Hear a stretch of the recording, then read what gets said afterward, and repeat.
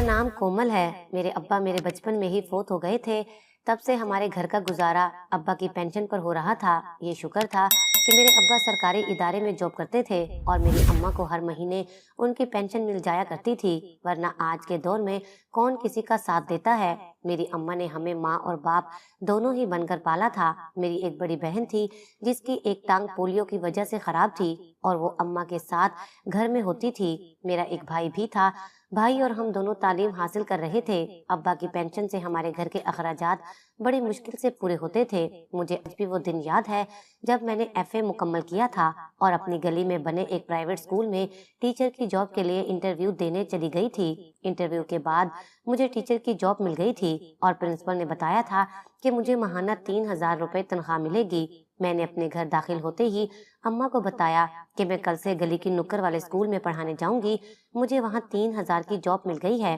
तब अम्मी मेरी तरफ हैरत से देखने लगी, फिर आहिस्ता से बोली कि हमारे खानदान में कभी किसी लड़की ने नौकरी नहीं की, लोग क्या कहेंगे कि इनके घर में खाने को नहीं है, अब बेटी बाहर जाकर कमाएगी। तब मैं अम्मी की बातों पर चिढ़ गई और गुस्से से बोली, ये लोग तब कहाँ थे जब हमारी महदूद सी पेंशन थी और महीने के आखिर में हमारे घर में आटा खत्म हो जाता था।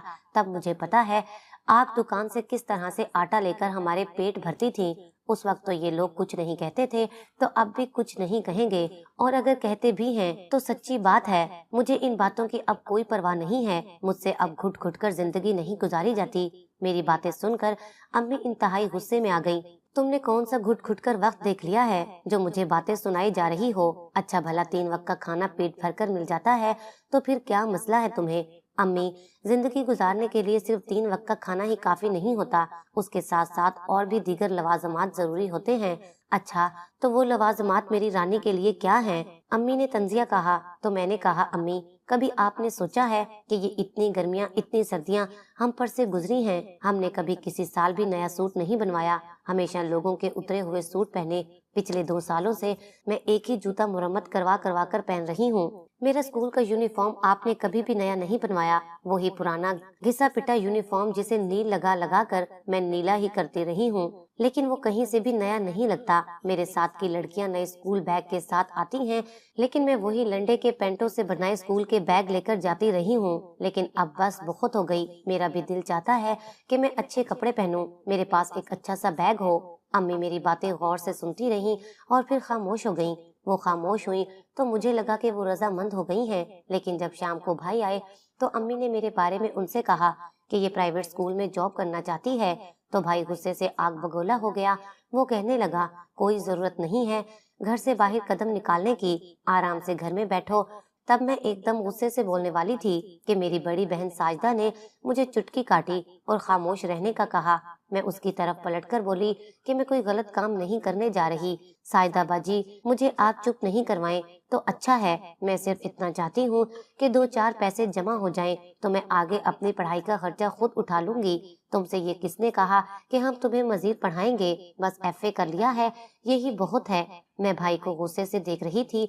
मैंने कहा, मैं जानती हूँ कि हमारे घर के हालात ऐसे नहीं हैं कि मैं मजीद आगे पढ़ सकूं, इसलिए मैं अपना खर्च खुद उठाने के लिए जॉब करना चाह रही हूँ, क्योंकि स्कूल में एक तो तमाम लड़कियां ही होती हैं और दूसरा कोई टेंशन भी नहीं होती। अम्मी मेरी तरफ हैरत से देखने लगी और बोली, लेकिन तुम मुझे तो कुछ और ही कह रही थी कि मैं इन पैसों से अपने जूते और कपड़े खरीदूंगी, और भाई को देखकर तुमने अपना बयान तब्दील कर लिया है। मुझे तो तुम्हारी बातों की कुछ समझ नहीं आ रही, सुबह कुछ कहती हो, शाम को कुछ कहती हो। तब मैं गुस्से से बोली कि आपको तो हमारी किसी बात की समझ नहीं आती अम्मी, लेकिन भाई जान बहुत समझदार हैं, वो अच्छी तरह से समझ रहे हैं कि मैं क्या कहना चाहती हूँ। अम्मी, बिना तालीम के भी लड़की की कोई जिंदगी नहीं है। मेरी बात सुनकर भाई बोले, ठीक है तुम स्कूल में जॉब कर लो, लेकिन याद रखो कि मैं कोई ऐसी वैसी बात ना सुनूं। अगर मैंने कोई ऐसी वैसी बात सुनी तो याद रखना वो दिन तुम्हारी जिंदगी का आखिरी दिन होगा। भाई की बात कड़वी तो थी, लेकिन मैंने उस वक्त खामोश रहना ही बेहतर समझा, क्योंकि अगर मैं थोड़ा सा भी मजीद बोलती तो हो सकता था कि मेरे गैरतमंद भाई को बहुत तकलीफ होती। और अब जो मुझे जॉब की इजाजत मिली थी, इससे मैं हाथ धो बैठती। मैं कमरे में आई तो न जाने क्यों मेरी आंखों में आंसू आ गए थे। मेरी बहन कहने लगी, पगली अब क्यों रोती है, अब तो भाई ने भी इजाजत दे दी है। मैंने आंसू पोंछते हुए कहा कि मुझे भाई की समझ नहीं आती, वो खुद तो जो मर्जी करते रहे, लेकिन बहनों के हवाले से ये कैसी सोच रखते हैं। मैं बाहर जॉब करने के लिए और अपने हालात को सीधा करने के लिए ये सब कर रही हूँ, और मेरा भाई समझता है कि मैं बाहर इस आजादी का नाजायज फायदा उठाऊंगी। भला ऐसे भी भाई होते हैं क्या? मैंने दुखी लहजे में कहा। तो मेरी बहन साजिदा मुझे गले लगाकर तसल्ली देते हुए बोली, चलो कोई बात नहीं, दिल पर मत लो, इतनी सी बात पर दिल बुरा नहीं करते। और फिर वो अपनी चारपाई पर जाकर सिलाई कढ़ाई करने लगी।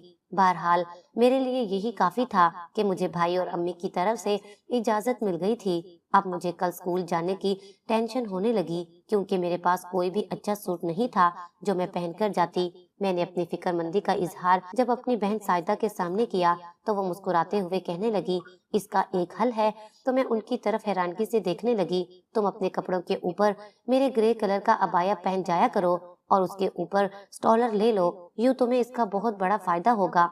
मैं मुंह बनाते हुए बोली, भला इसका क्या फायदा होगा, जब कपड़े ही नजर नहीं आएंगे। तब वो हंसने लगी, पागल लड़की, तुम्हें फायदा ये होगा कि रोज रोज नए कपड़े बनाने की झंझट से तुम आजाद हो जाओगी। लो बताओ, मैं कपड़े बनाने के लिए ही तो ये जॉब कर रही हूँ, और आप हैं कि मुझे कहती हैं कि नए कपड़े बनाने की जरूरत ही नहीं है।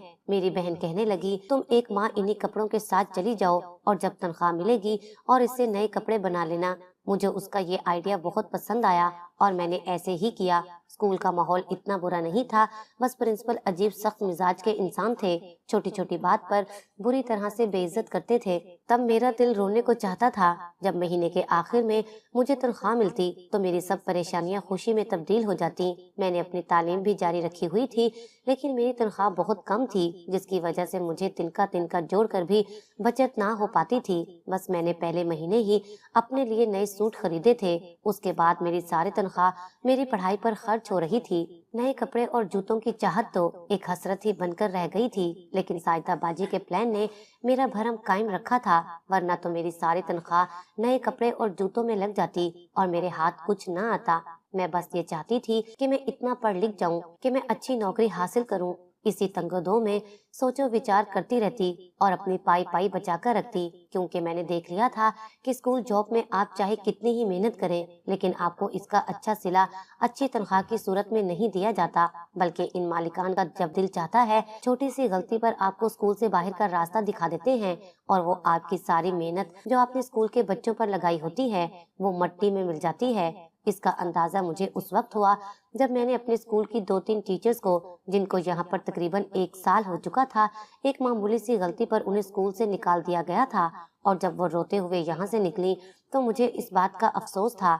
वो बेहद जरूरतमंद थी जो अपने घर की परेशानियों और तंगदस्तियों की वजह से ये जॉब करने पर मजबूर हो गई थी, लेकिन स्कूल के मालिकान कभी किसी की मजबूरी नहीं देखते। हालांकि ये दोनों ही बहुत ही मेहनती टीचर्स थी। उनके स्कूल से निकलने के बाद जो पहली सोच मुझे आई वो यही थी कि मुझे स्कूल की जॉब तक खुद को महदूद नहीं रखना चाहिए, बल्कि साथ साथ कोशिश करके अगर कहीं अच्छी जॉब मिलती है तो मुझे वो भी कर लेनी चाहिए। लेकिन मसला ये था कि मुझे स्कूल के अलावा किसी और जगह पर जॉब करने की इजाजत नहीं मिलनी थी। वक्त अपनी धीमी धीमी चाल के साथ चलता रहा। मेरा बीए मुकम्मल होने वाला था जब साजिदा बाजी का रिश्ता आ गया। मैंने पहली बार जर्द चेहरे वाली अपनी साजिदा बाजी के चेहरे पर खुशी की एक लहर उठते देखी थी। तब मैंने दिल से दुआएं की कि या अल्लाह, साजिदा बाजी अपने घर में खुश रहे और वो खुशियाँ जो इस घर में रहकर भी कभी नहीं देख सकी वो सब उन्हें अपने अगले घर में मिल जाएं। ये रिश्ता निहायत मुनासिब था। वो लोग हमारी ही तरह के थे, ना ज्यादा अमीर और ना ही ज्यादा गरीब। उनके होने वाले शोहर एक फैक्ट्री में मुलाजिम थे। फैमिली भी कोई खास बड़ी नहीं थी। तब अम्मी ने भाई से मशवरा करके बाजी का रिश्ता पक्का कर दिया, और फिर आहिस्ता आहिस्ता साजिदा बाजी के जहेज के लिए अम्मी ने जो पैसे थोड़े थोड़े जोड़ रखे थे उससे कुछ न कुछ सामान लाने लगी। लंबा चौड़ा जहेज तैयार करने की इस्तात तो हमारी ना थी, लेकिन जो कुछ हो सकता था वो उनके लिए किया गया, और यूं साइदा बाजी रुखसत होकर अपने ससुराल चली गईं। मैं उस रात अपने कमरे में फूट फूट कर रोई, क्योंकि मैं बचपन से अब तक साइदा बाजी के साथ ही सोती रही थी। हम दोनों बहनें हमेशा एक दूसरे के दुख सुख में साथ रहे थे, लेकिन आज मैं अकेले रो रही थी। वो मुझे सीने से लगाकर चुप कराने वाली साइदा बाजी, जो हमेशा मुझे तसल्ली देकर मेरी उम्मीद और हौसले को बढ़ा देती थी, आज वो मुझे कहीं नजर नहीं आ रही थी। ऐसे में मैंने उनकी खुशियों भरी जिंदगी के लिए ढेर सारी दुआएं मांगी, लेकिन शायद मेरी दुआओं में असर नहीं था। इसीलिए एक माह के अंदर अंदर ही साइदा बाजी की शादीशुदा जिंदगी में हम दिन रात कयामतें देख रहे थे।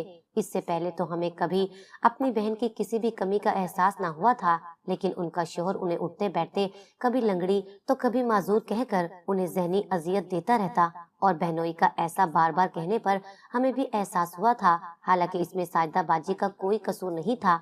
कसूर अगर था, वो भी तो सिर्फ ये कि वो एक टांग से सही चल नहीं पाती थी, यानी उनकी एक टांग पोलियो की वजह से छोटी रह गई थी और उनकी चाल में थोड़ा सा फर्क आ जाता था। लेकिन अगर वो ऊंची हील वाला जूता पहन लेती तो ये फर्क भी खत्म हो जाता। लेकिन मेरे बहनोई उठते बैठते उन्हें ये ताना देते रहते, और मेरी बहन अक्सर इन बातों को सुन सुनकर रो पड़ती।